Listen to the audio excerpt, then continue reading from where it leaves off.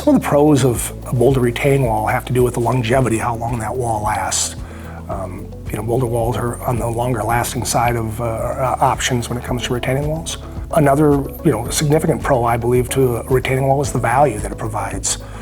They're generally on the lower end of the cost of retaining walls, yet still provide that long-term value. The aesthetic of a boulder wall can be extremely pleasing for a lot of people, and me included. So I think the aesthetic is another big-time pro. We could look at some cons. One of the things that boulder walls require more so than some other types of walls is space.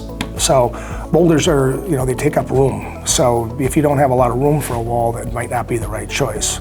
Another con for boulder retaining walls is that they generally require heavy equipment to install. So if you don't have good access, or at least some form of access to get a piece of heavy equipment in there, you probably aren't going to be installing a boulder retaining wall. Another con for boulder retaining walls is they do require a more specific expertise or skill set to install than some other types of retaining walls do. So it's really important that the person installing the retaining wall have the knowledge and expertise to put it in properly.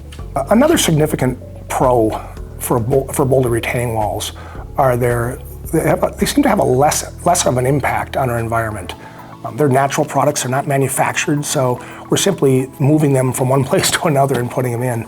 So I think if people today are very concerned about our environment, and that's a choice that's really environmentally sensitive, I think.